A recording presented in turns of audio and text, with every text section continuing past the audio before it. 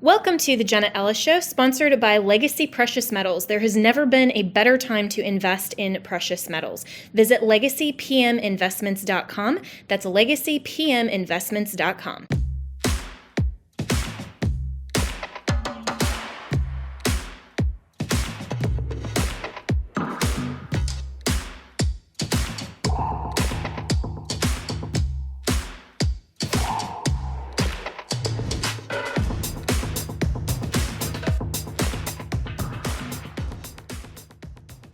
Good evening and welcome to Jenna Ellis Tonight. So Joe Biden's economy is continuing to not look so good ahead to 2024 with the new inflation numbers that came out earlier this week. Joining me now to discuss is Marc Lotter, who's the Chief Communications Officer for the America First Policy Institute. So Marc, why don't you walk us through it and why this really doesn't look so good for old Joe? Well, breaking news, prices keep going up. I think all the American people know it. Your viewers know it. They're experiencing it. They're feeling it.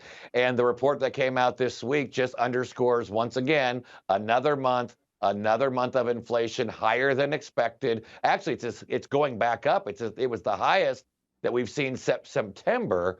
And the thing about inflation is it adds up. So when you add it all up under Joe Biden, prices have gone up nearly 20%.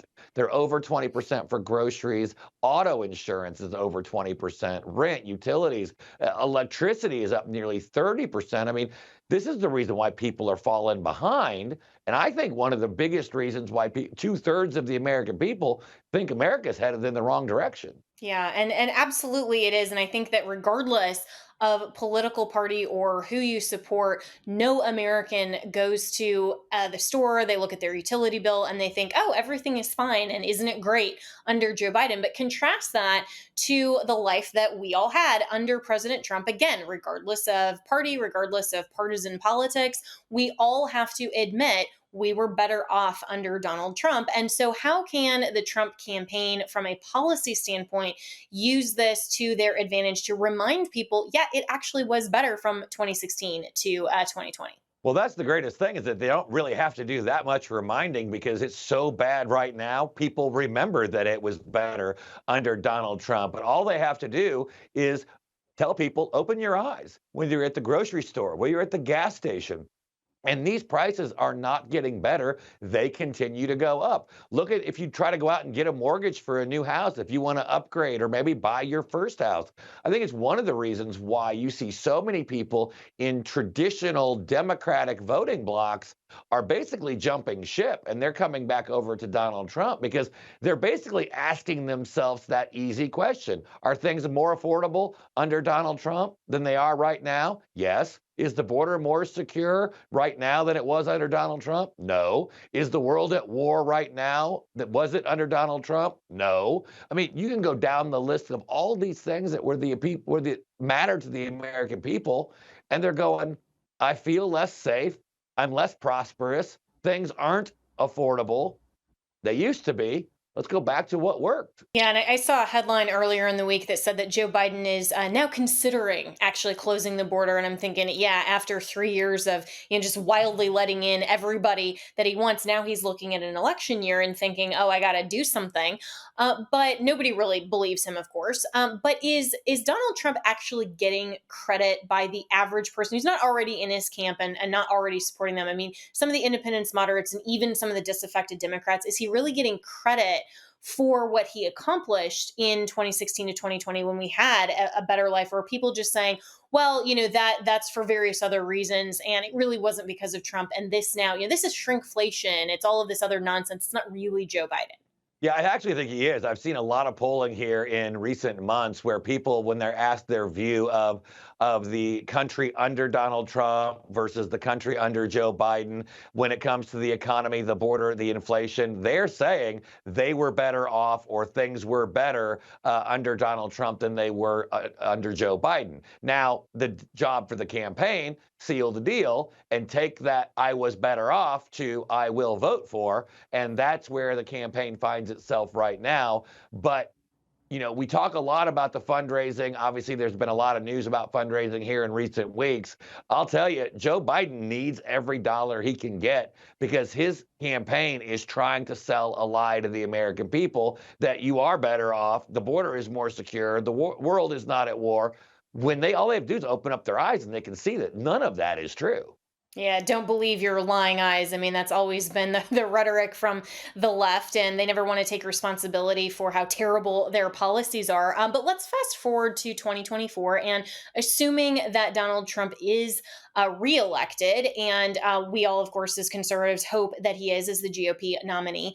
There is this question about personnel and populating his administration with people that don't include the Dr. Fauci's of the world, don't include, some of the people that undermined him. I've always said he was the most underserved president in his own administration. Of course, you and I worked on the campaign side, so we weren't part of all of that, even though, you worked in the administration under then Vice President Pence. But is personnel going to be an issue, and what is AFPI specifically doing? Because I know that they are looking ahead to that and wanting to populate a new administration with genuine conservative leaders. Well, I'll tell you that, and personnel is absolutely important, but there's two factors to that. And one, at the America First Policy Institute, we feature through our think tank, we have 9 former cabinet secretaries, we have 20 White House former senior staffers, and 50 senior administration officials. What we're doing is taking the collective knowledge that we gained from our time in the administration, in the White House, and then with the help of about 600 volunteers, we're actually building out the plan, not the who, but the what Mhm. positions do you need to fill? What policies do you have to actually do? And what positions do you have to actually get filled quickly? So the deep state, the bureaucracy, the entrenched liberals that basically inhabit and overrule Washington, D.C., don't slow down the process, don't delay the process, and don't actively work against the people's elected president. So first is you've got to identify what positions need to be filled. It's more than just an org chart. It's more than just saying we need to have these top 15 positions. It's having positions in the right places so the bureaucrats actually have leaders that are working on behalf of the president to be able to enact Mhm. those policies. Because if not, they'll just do their own thing, which is basically, more liberal nonsense. And so Which is that's what the we key saw part. undermining Trump's administration. Absolutely. And so, just in the last 30 seconds here, when do you get to the who, though? Because that's also incredibly important. Well, that's where there's a lot of groups that are working on that part of it, and you will have an actual transition affiliated with the campaign standing up later this summer when he becomes the official nominee. But right now, we're going to use our expertise to find out the right positions, the right policies, and then ultimately it will become the president, his campaign, should he choose to do it, to Great. fill those positions and to name the who and what to do. Marc Lotter, always appreciate it with AFPI. We'll be right back with more.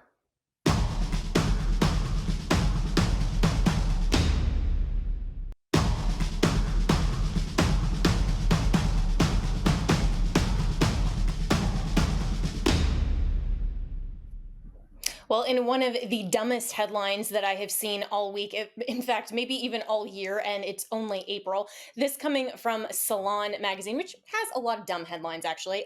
This one says Men punching random women in New York City, a desperate last gasp of the male rage fueling MAGA. Random NYC attacks are an extreme manifestation of men feeling entitled to women's time and attention. Really? Joining me now is Auron Macintyre, who is a writer for The Blaze. And Auron, I just can't wait to rant about this because it is just so dumb. But this is what people are reading and what they're actually believing. So is Salon actually being effective? Like, what's the point that they're even trying to make?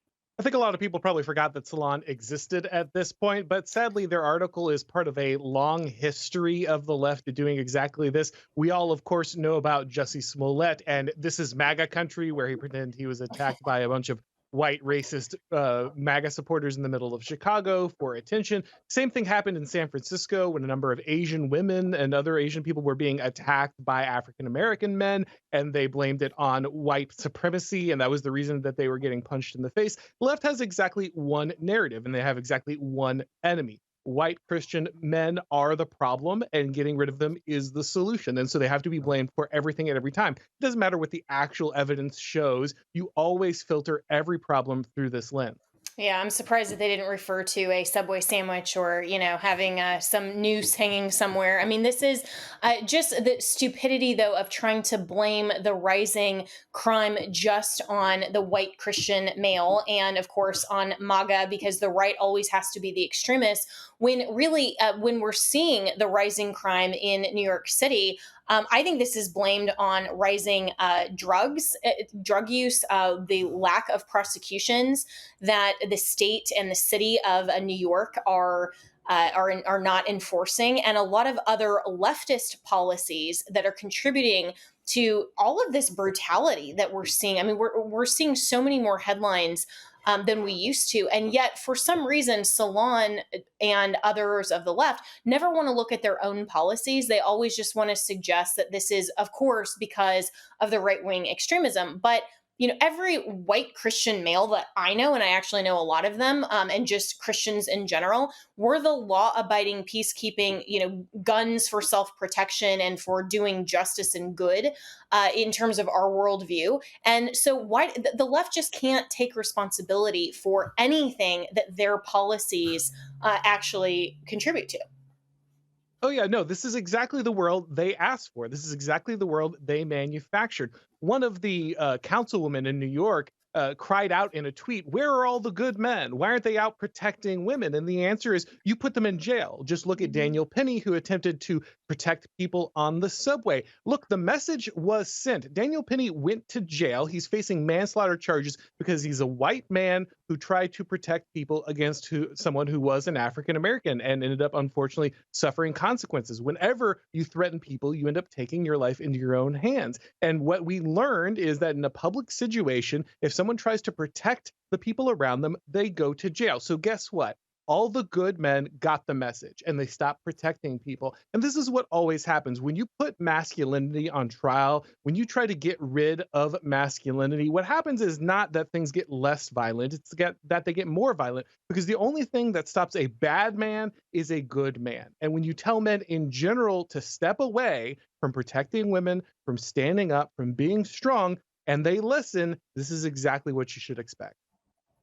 And that's a great point, that when you take the good men out of society and you say that it's your toxic masculinity that is contributing to the problem and men love violence and all of this kind of nonsense, then you're taking that protector role and that strength role of masculinity away from society. And so you don't have the protectors anymore. I mean, of the incidents of the left that's coming after police officers simply for doing their job and enforcing law and order in society.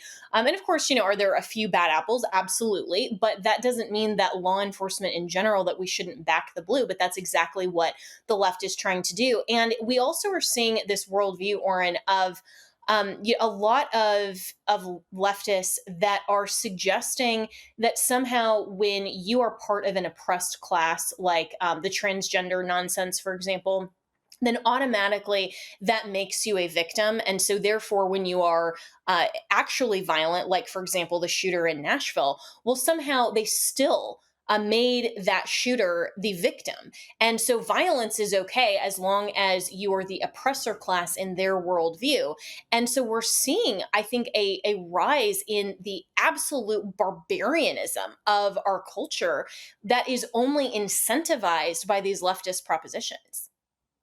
Yeah, to be clear, the left is a bioleninist coalition. It's a bunch of people who decided that they would climb the ladder not on merit, but by somehow, making their ethnic group or their sexual group religious in nature, something to be worshipped, something to be given special privileges. They're creating a hierarchy that has more rights than you do based on their sex or their race or whatever. And that's exactly what they're looking for. They don't want equal rights. They don't want everybody to have the same opportunity. They specifically want to make sure that they can engage in behavior that is destructive to society without consequences. And that's why they expect to be able to riot. That's why they expect to be able to do all kinds of violence in the name of their own ideology and suffer no consequences, because that's exactly the world that they've manufactured.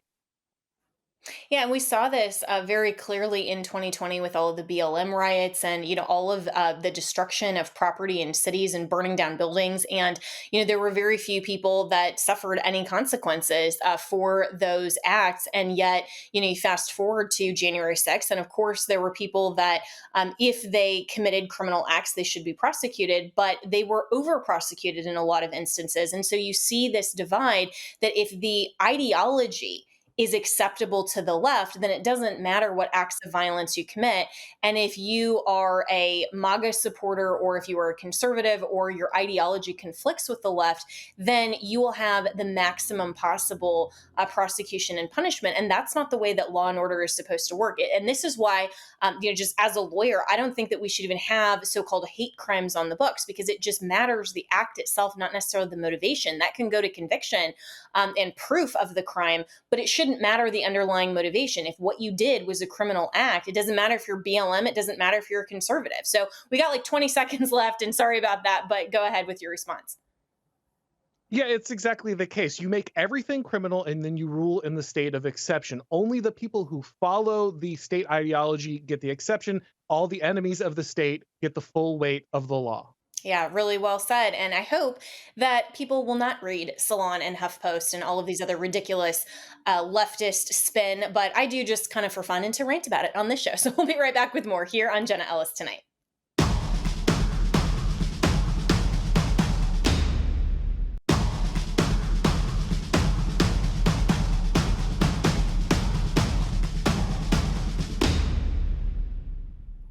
Continuing the interesting headlines of the week, this coming from Forbes online. It says that Elon Musk's feud with Brazil escalates as billionaire promises data dump once employees are quote unquote safe from authorities. Elon Musk claimed Tuesday that Brazilian ex-employees are not safe and have been told they will be arrested, the latest development in an escalating feud between the billionaire, his social media firm, and Brazilian authorities after the country's Supreme Court ordered a probe into the alleged spread of fake news and misinformation on the platform.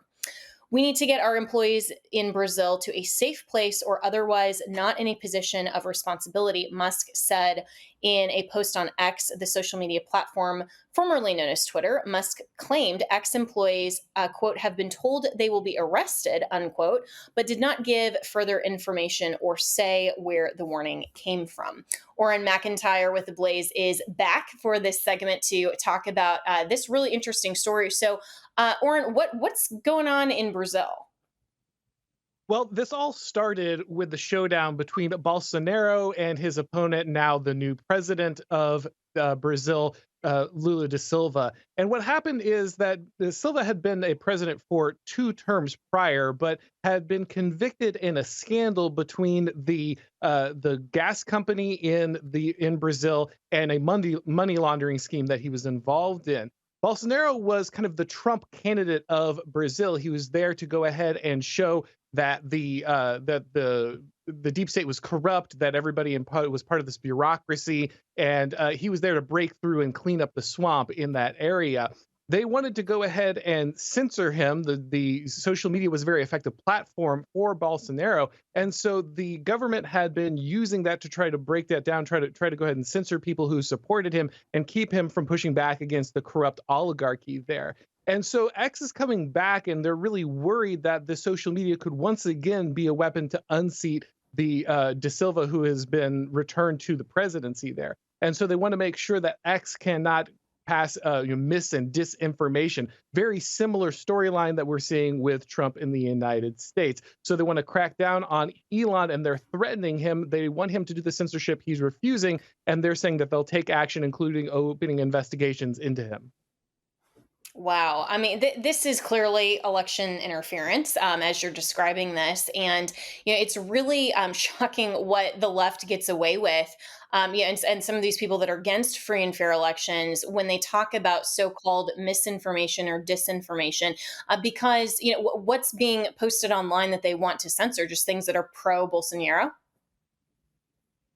A lot of it is there's a wider discussion about whether or not there are certain groups inside Brazil who are gathering around him or wanting him to return, make a move or bring another candidate to the foreground. They want to make sure that they never run into a situation where their power is challenged again. They want to have basically the mono party rule over Brazil. And they're very worried that social media could be the avenue to break in and allow actual political opposition inside the country, like it had been previously with Bolsonaro. So again, much like Trump, they're very worried that alternative media sources would allow supporters to organize outside the normal hegemonic control that the leftists have inside the country, and they want to make sure to shut that down. So they just label anything like that disinformation, misinformation, to make sure that they have a pretext for that censorship. And that's why the Supreme Court is getting involved, because they're also connected to the electoral court in Brazil. They want to make sure basically that we don't have legitimate elections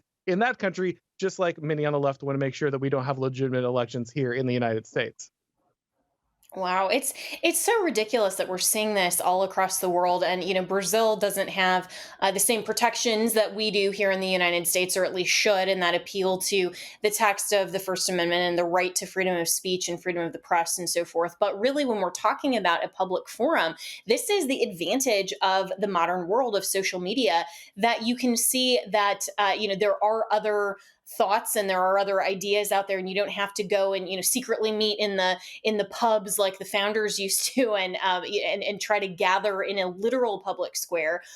You can go on social media and actually advance these ideologies. And so, what protections potentially or avenues are there for Elon Musk to continue X with these free speech protections in Brazil when clearly their law is different than America? Well, that's a good question. Elon Musk has claimed that this judge's ruling violates the Constitution of Brazil and the will of the Brazilian people. But of course, he's a corporate owner outside of Brazil, so he doesn't really have formal authority to speak on that. But that's an interesting dynamic that we're seeing playing out. There's a reason that all of these countries seem to have a similar dynamic happening simultaneously. And that's because kind of modern liberal democracy has been controlled by an oligarchic class, the managerial class in both the United States, Brazil, and many other Western nations. And they all rely on the same thing because elections, popular sovereignty is supposed to be the legitimating mechanism of their governments. They rely on control of information to limit what voters can know so that they control the way that they vote. And they're used to having control of all of the media apparatus, all the print, all the television, that kind of thing. But like you said, the internet is a dynamic thing, and it has broken that monopoly, and they're terrified of it. And they realize that this threatens their status as the ruling class, so they're trying to do everything they can to shut it down. Will the Constitution stand for people in Brazil, even though it's different than the one in the United States? I don't know. The one in the United States, unfortunately, is also under direct fire. I think what will really matter is the will of the people, to make sure that they continue to have access to information outside of this liberal hegemonic media sphere.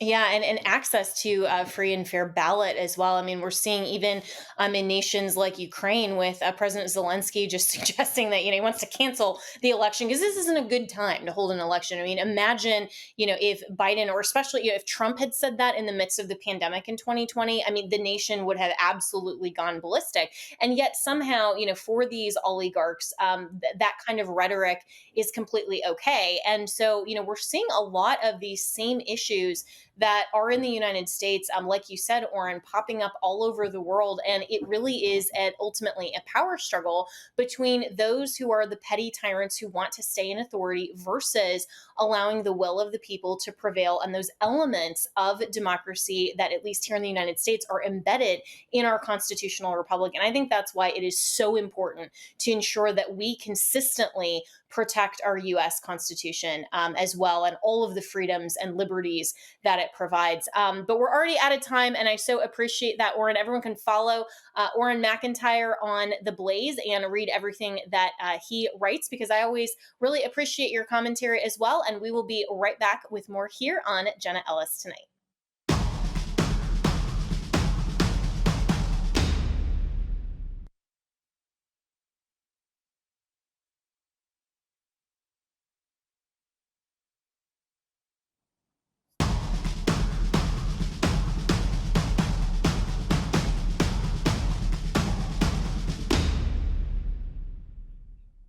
So, abortion and so called abortion rights, which of course conservatives know are non existent in the US Constitution, have been in the headlines this week following Monday's statement from former President Trump that gave his opinion and perspective on IVF and also abortion back to the states. This, of course, was pulling back much further than he was in 2016. And I want to play at least a little bit of that clip just in case you missed it earlier this week.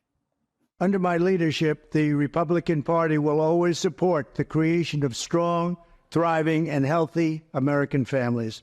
We want to make it easier for mothers and families to have babies, not harder. That includes supporting the availability of fertility treatments like IVF in every state in America.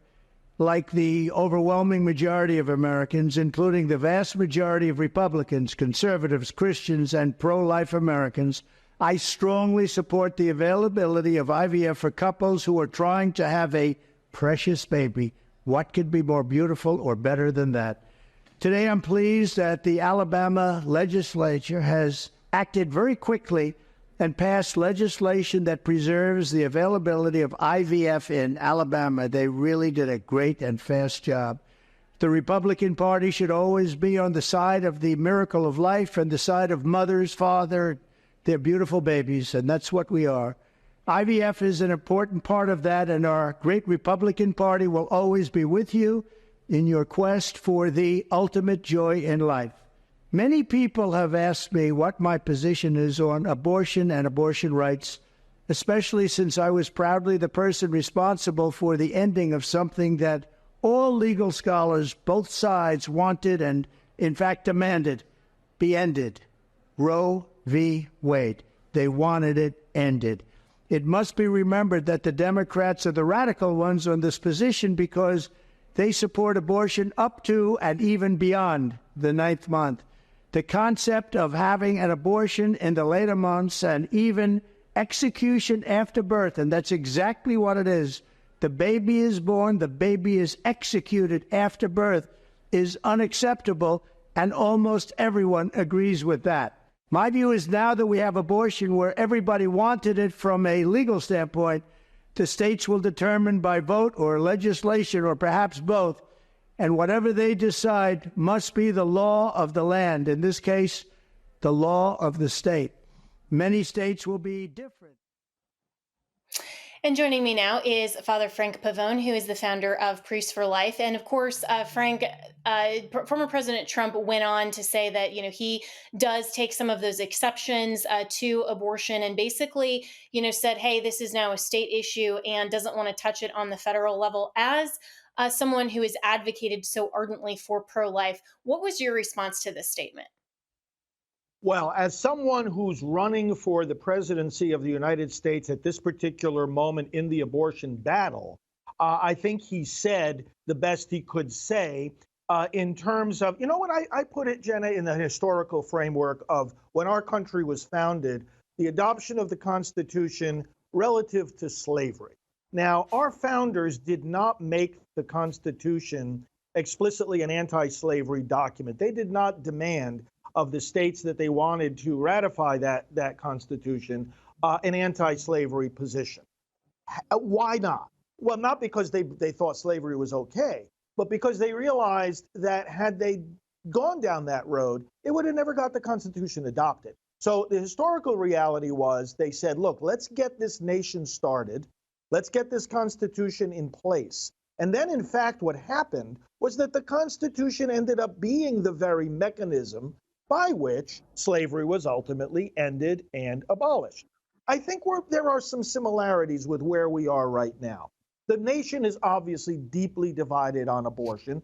It always has been, but those divisions have come more to the surface because the courts have gotten out of the way. The reversal of Roe was basically the court saying, listen, let the American people and their representatives decide policy. So now the differences become more stark, if you will.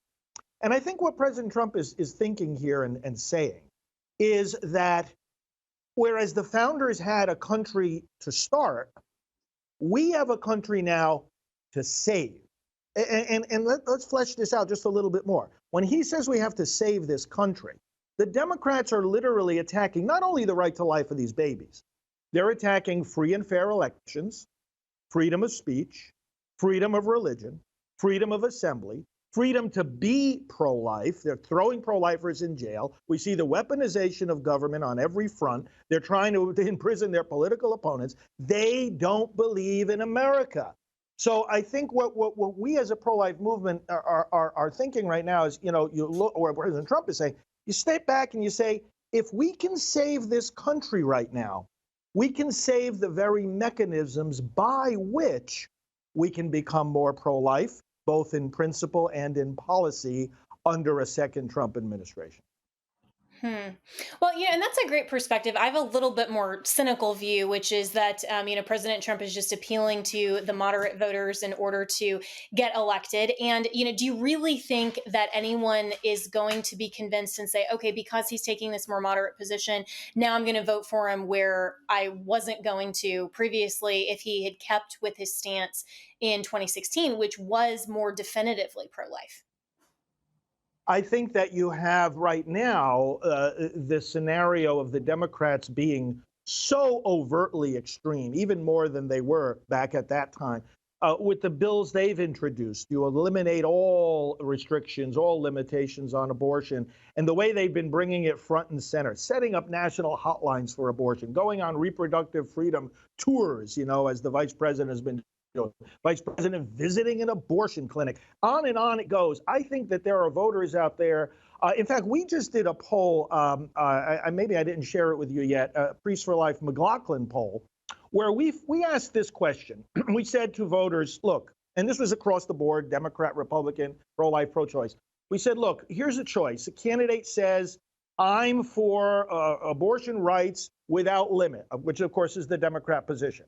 And versus a candidate who says basically what President Trump says. Look, I'm pro-life. I believe in some exceptions, but I'm also working to help women have their babies. Jenna, what the result of that was? 61% of the voters across the board preferred the pro-life candidate over the abortion extremist candidate, which was just 24%. I think that's and I think kind of what I'm saying and what you're saying sort of kind of meshed together because, yeah, he's trying to get elected. He's trying to appeal to more moderate voters. And I think there are those who say, yeah, when faced with that stark choice, Yeah, we'll see. And we got to take a more. break here, Father Frank Pavone, but we'll be right back with more of this conversation right after this.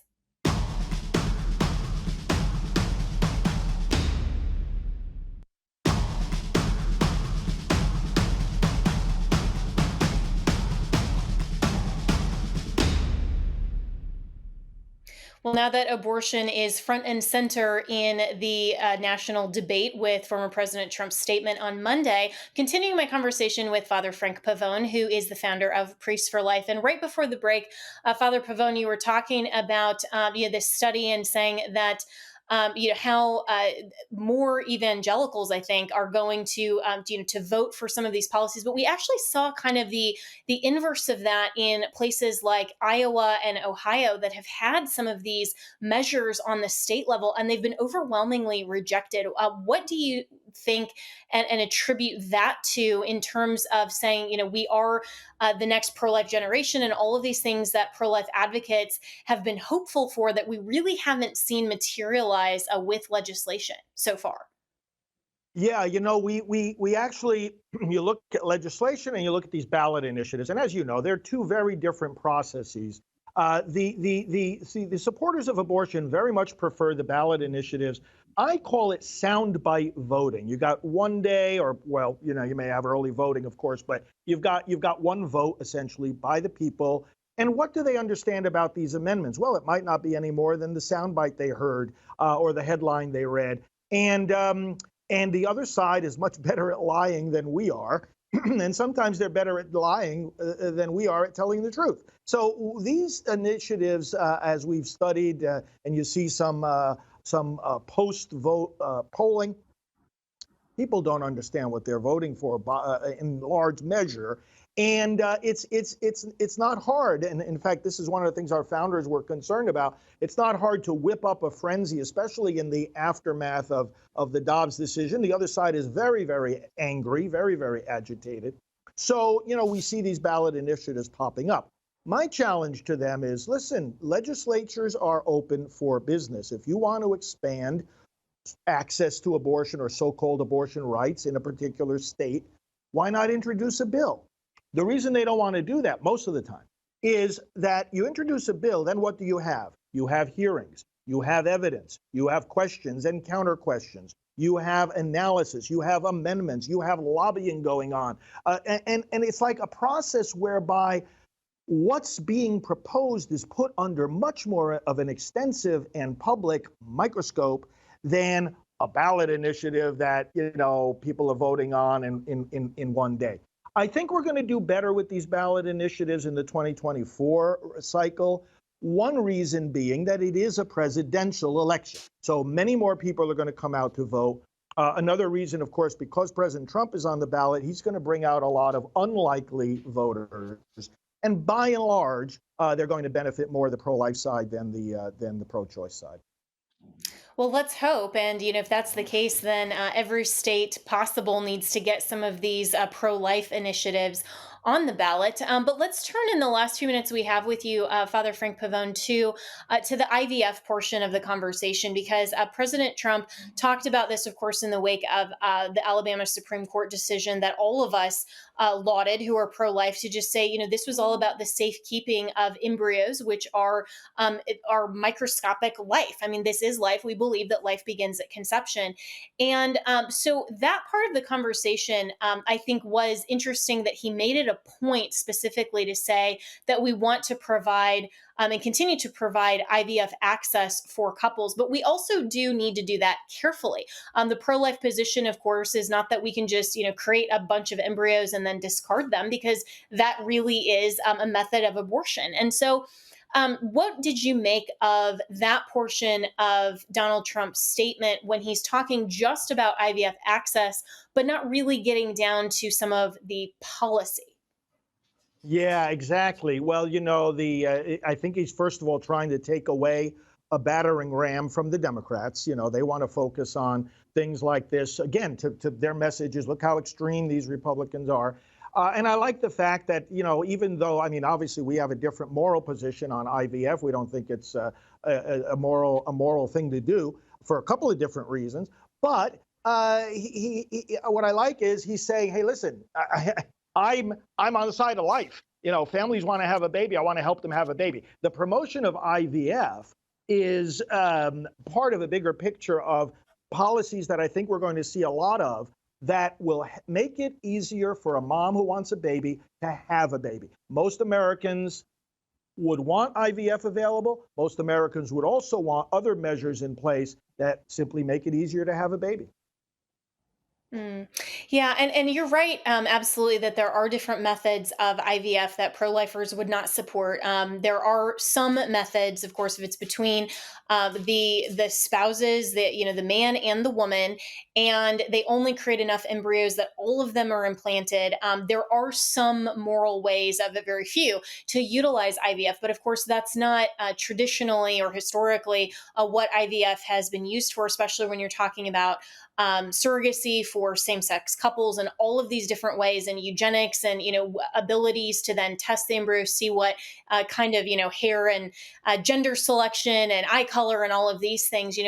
Those get into some very, very deep moral questions that conservatives and pro-lifers absolutely shouldn't support. So where does the pro-life argument go from here? When, of course, we don't want to be painted as, radical extremists, but that's what the left is going to do anyway. So shouldn't we just stand up for the truth regardless? Oh, absolutely. And I think you've heard me say, we're not having an honest debate on abortion in this country. We have to demand that the Democrats describe what they defend. They never do that. Show us an abortion. You think this is such a great thing? When are we going to see the procedure on TV? When are we going to see a diagram? When are we even going to hear you guys quote from a medical textbook how an abortion is done? They run away from that. They want to bring abortion front and center, but then they run away from it. We bring abortion front and center. We actually talk about abortion. And I think that's how we have to approach this. And then I think, in terms of the other part of the question, if President Trump is reelected, what can happen to bring him to an even stronger position? The same thing that he talks about when he talks about his first term. He said, hey, People from across the aisle were coming to me when what happened? Success. The more success we have, the more people are going to rally around the right position. And I think we're going to see a lot of success in the states, which President Trump is applauding. He said, hey, listen, state wants to protect the unborn. That's what they should do. Well, I hope that you are right and precision on that because Republicans definitely need some success. I think that we're tired of losing at this point. President Trump promised in 2016 we'd get tired of winning. I don't think any of us are tired of winning. We're tired of losing. So let's hope that we make some advancements for pro life and other conservative policy. But Father Frank Pavone, thanks so much for your time. This is all the time that we have here on Jenna Ellis tonight. Have a great weekend.